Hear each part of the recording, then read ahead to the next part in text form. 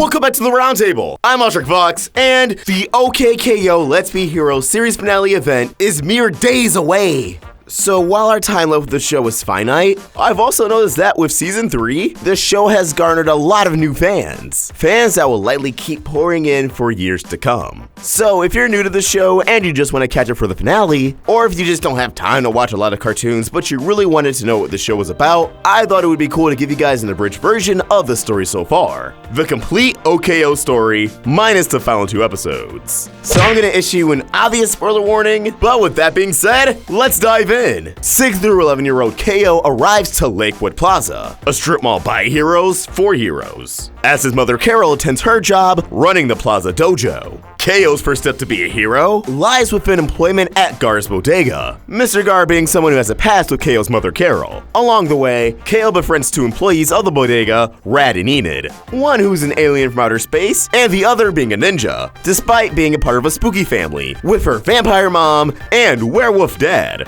KO also gets into trouble with Daryl, a box bot created by Lord Boxman, a maniacal yet goofy supervillain who runs Boxmore Industries right across the street from the plaza, who quickly forms a grudge towards KO, Rad, and Enid, as he despises them and their power of friendship. Through this experience, and Gar having a sweet spot for Carol who pleads for KO's employment, KO becomes an official member of the bodega team. KO has a crazy first week at the plaza, but definitely a huge highlight is getting his first POW card, which mistakenly gives him the power of level 100. Don't worry, there are quotation marks with mistakenly. And during a battle with Boxmore, KO almost loses his cool completely, briefly tapping into a form that we'll discuss later on. KO also befriends Dendi, a techie girl at school who also has a lot to learn, except not with really being a hero, but just getting better at personal boundaries. KO also has some daddy issues as he doesn't have a dad, or at least so he thinks. KO learns that his mother Carol was actually once Silverspark, who was part of the superhero Team Point, comprising of Foxtail, Grayman, Laser Blast, Silverspark, Rippy-Roo, and Elbow,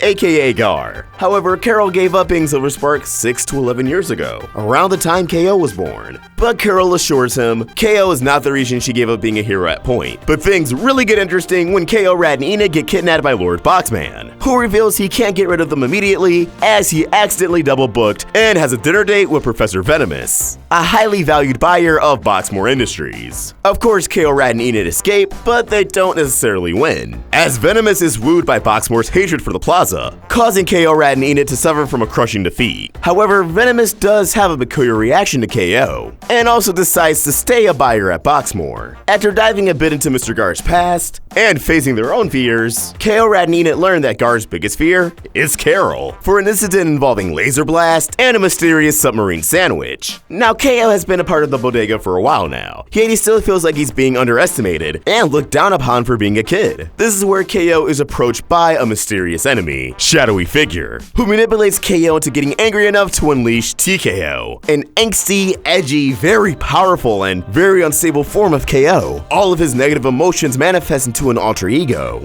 TKO unleashes his rampage on the plaza, almost harming KO's friends and family, but KO is able to overcome TKO and banish him back into his subconscious. The aftermath sees Lord Boxman furious and eager to attack, until the Board of Villains threaten to seize his funds should he be unable to go 24 hours without attacking the plaza. Hijinks ensue, but keep the Board and Villains in mind for later. Gar notices that Shadowy Figure has been hanging around the plaza, trying to infiltrate for reasons unknown, so he and KO have a stakeout, although Gar is hesitant to let KO come along in the first place. KO opens up to Gar about his daddy issues, but Gar feels a bit awkward for obvious reasons, slowly becoming the father figure for the child of the woman he loves. KO's hunt for Shadowy Figure leads into the Glorp Sanctuary, which Shadowy Figure arrives and claims KO did exactly what he needed him to do. Shadowy Figure then tries to kick it up a notch by unleashing TKO, but KO refuses. Shadowy Figure retreating. Carol informs KO of her past at Point for a school report, in which we get to see that Carol had feelings for Laser Blast, much to Gar's dismay. The Plaza Olympus occurs, and keep the key right here in mind. The key to the plaza. An old foe of Point arrives at the plaza and proceeds to attack Gar and Carol. Gar speaking up about his feelings, and the two's past at Point, how Laser Blast and Carol's relationship evolved into something serious. But Gar still tried to make a move. This move happening in the middle of a mission where, without any assistance, Laser Blast was caught in a deadly explosion. His fate unknown. Gar dropping his metaphorical sandwich as he and Carol find themselves themselves in distress, losing a valuable member of the team and a loved one. But in present day, Carol forgives Gar, and the two take out their old enemy, finally being able to move on from the past. Elsewhere, Boxman begs Venomous to take them to a villain party, where Boxman's not only the laughingstock for the night, he ends up becoming a total nuisance, striking an impulsive attack on Point, who, in the system security's retaliation, strikes back and sinks the boat. Venomous feels embarrassed, yet sorry for Boxman, until Boxman reveals this was all part of his plan. To show the other villains he does not care what they think of him, Venomous, falling even more for Boxman, strikes up a business proposal.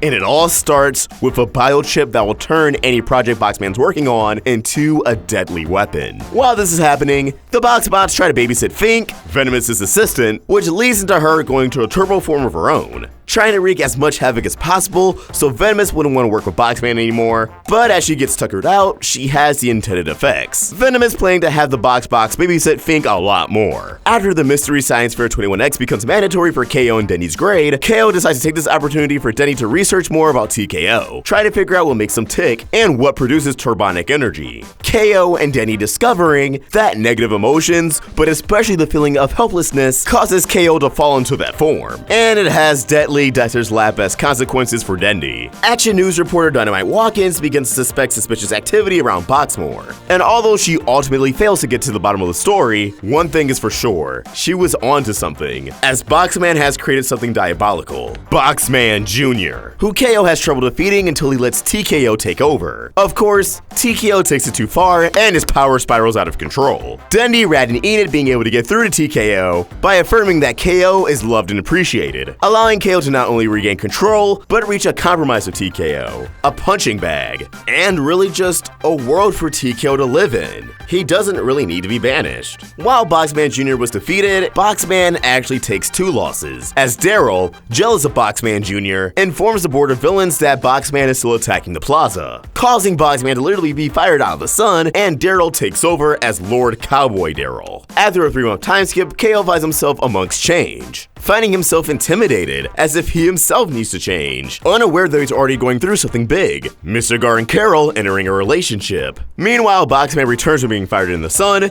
and tries to appease to his own son. But Lord Cowboy Daryl won't have time for any of that nonsense. And Boxmore as a company is actually doing a lot better without Boxman. KO, Rad, and Enid encourage Boxman to just listen to his son, and that will make him happy.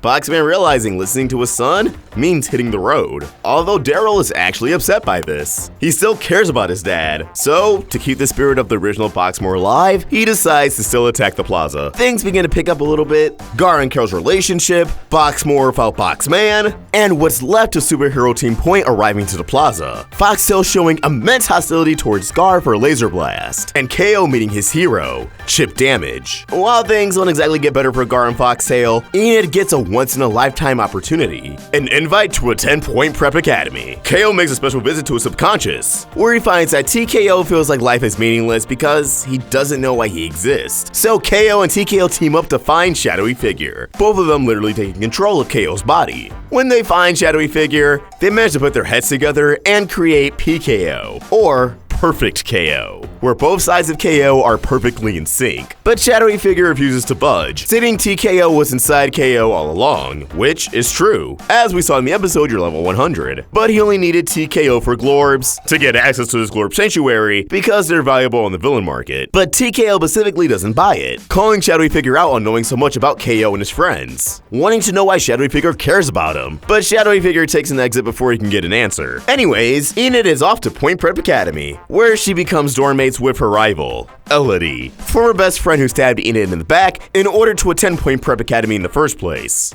Yeah, things are still pretty intense. But Enid begins to notice things aren't, lining up. And even when it's physically impossible, some students outshine the others. KO and Rad also join to investigate, and they discover that Chip Damage is giving student power-ups through Glorbs. That's right, folks, we got a steroid plotline. Foxtail only wants the best heroes to come out of Point Prep Academy, no matter the cost or the reason. She just wants to avoid another laser blast from happening. But of course, this is morally wrong. They can't just go around writing up students, no matter what the reason is. Grayman also speaks up about this and gets fired. Also, Enid and Elodie team up to save the day, becoming great friends throughout this arc. Also, Chip Damage is a robot. But with a new leader of wisdom open at Point Prep Academy, Foxtail begins to set her sights on the plaza. Not too long after, Carol is assigned on a secret mission by Foxtail, KO unaware that his mother is still an agent of Point, and she doesn't want to hurt Guard's feelings by letting him know that she's still a part of Point as a secret agent. Meanwhile, Venomous finds that Boxman has been living in his trash can, taking the fallen villain in. While Boxman initially drives Venomous crazy, Venomous actually begins to feel alive, no longer being bored in his life as a villain. In fact, he enjoys Boxman's company so much that he literally buys back Boxman's company, throwing Daryl out of power and forming their own alliance, Voxmore Industries. The Boxbots and Fing being under one roof. Considering Boxman destroyed Venomous's former lair, Daryl and Fing learn how to get along, and after feeling let down by Chip Damage, KO wants to join the Sidekick Scouts to find a new mentor. But instead, it becomes his own mentor with a sidekick named Combo Breaker, who becomes obsessed with KO. However, KO sees himself within Combo Breaker and manages to find him a better mentor. Tragedy ensues when Point arrives at the plaza and reveals they plan to demolish it to get access to all the globes underneath. Mr. Gar having to take a double whammy, as it also reveals that Carol is a member of Point, which crushes Gar's heart. 2 months later, KO and the gang start a resistance against Point, and with the key to Plaza and PKO, the resistance is able to activate Plasmo, the Plaza's security defense system, and a battle with Point leads to conversation. Foxtail confessing her guilt towards losing Laser Blast and making amends with Mr. Gar. This experience causing everyone to level up, KO, Rat, and Enid becoming full-fledged heroes, with Dendy as their support. While KO, Rat, and Enid manage to adapt to this new lifestyle while still staying true to themselves, KO finds that he cannot trust TKO, as the one time he lets him have control, TKO goes on another rampage. Although things aren't as cut and dry as we think it seems. Still, KO banishes TKO back to his subconscious, remorsefully locking him away. As the public wonders what happened to Chip Damage, KO is brought in by Elodie to try to fix Chip Damage. But ultimately, Chip Damage decides that what the world needs is a world without a minute, that his time is over, and they need more true and tried heroes like KO. Fink and Shadowy Figure terrorize KO once more, as Fink bullies KO for being a mama's boy, while Shadowy Figure behind the scenes tries to influence KO to unleash TKO, although KO explains that TKO is grounded at the moment. And after KO and Turbo Fink's battle, Fink tries to consult Venomous for moral support, but Venomous, seemingly more tired than usual, lashes out at Fink. Shortly after, KO, Rad, and Enid are put in a trap by Venomous, who reveals he put them through this traumatic experience just to put their minds to the breaking point. Rad believes he should start taking Venomous a lot more seriously, and KO realizes that, even though he shouldn't hate people, he thinks he hates Venomous. Ripiru also makes a sudden appearance at the plaza, and while catching up with Carol, reveals that she disappeared because she was trying to figure out a way to save Laser Blast, feeling her own guilt for his fate. But Carol explains, there's nothing anyone could have done, it's no one's fault, and all they can do is be there for each other, and through that, they can come out on top stronger than ever. KO, curious about his father, finally pops a big question to Carol. So, who's my dad? Who nonchalantly reveals that is none other than Laser Blast. KO is delighted by this news, even digging up Laser Blast's old helmet. But when he's caught in on a hero mission by Guard to infiltrate Voxmore, KO finds another mind-blowing discovery. Laser Blast is alive, and his name is Professor Venomous. Laser Blast's true power was absorbing energy from enemies, but he wanted to become stronger, experimenting with illegal materials he should not have access to. When trying to cover up his tracks after Point catches on, we get the true story behind the subway incident, Laser Blast staging his own death, feeling weak, and overhearing Carol stating that he could not survive such an attack. But in actual consequence, Laser Blast lost his powers for good. He felt completely helpless. So desperate to get his powers back, he experimented on himself, his skin turning purple, and ultimately assuming the new identity as Professor Venomous, realizing he can use science and glorbs to make millions, that he didn't need superpowers to have power. Venomous extends his hand to KO, and KO reluctantly accepts, but only on weekends, believing that if he works with Venomous, he can learn more about TKO. So when KO arrives for his first weekend with Venomous, they find that they don't have much in common, until Venomous suggests crushing a villain that KO was never able to prior. But the only villain that's evaded KO before power was, well, Shadowy Figure. Venomous, unaware of this mysterious identity, decides to set a quest to find Shadowy Figure and crush him once and for all, although Fink is very reluctant. Desperately trying to track down Shadowy Figure, Venomous and KO hit up all his connections, including Foxtail, who KO quickly breaks the news that,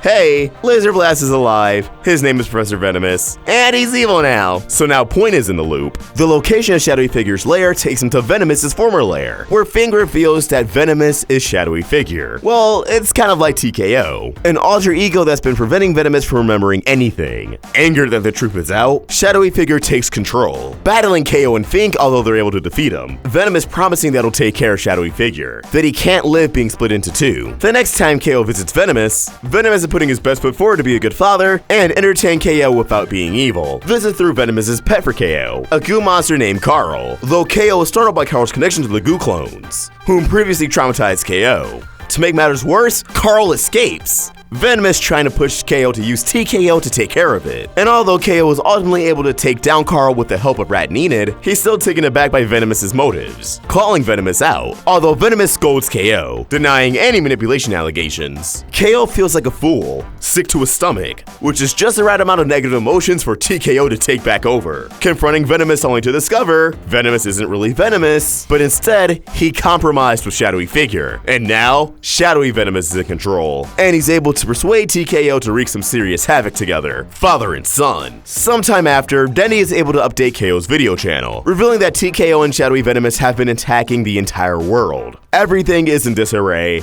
the rest of our heroes are crushed in low spirits, and Boxman is fired from Boxmore Industries by Shadowy Venomous himself, leaving what remains of his box on his doorsteps as he returns to the sun. The Box, finally realizing they have a family love for each other, decide to combine into one giant mech, giving Shadowy Venomous and TKO their very first loss as they become the new protectors of the plaza. KO is still trapped within TKO, Laser Blast is still trapped within Shadowy Venomous, but as long as they have any kind of hope, things may be looking up. And there you have it, the entire story of OKKO going into its series finale, which on Friday, September 6th, you can see unfold in the episode's Let's Fight to the End, and thank you for watching the show. But there you have it, what did you think? Do you think there's any episodes we overlooked, anything that we left out? And if you're new, do you think you have a good understanding of OKKO? Let us know your thoughts in the comments below, or tweet your thoughts at Roundtable Vids. And for more of my own thoughts, you can find me at OshrickFox. We're also on Instagram. Help Roundtable grow by either becoming a member of this channel or supporting us over at Patreon.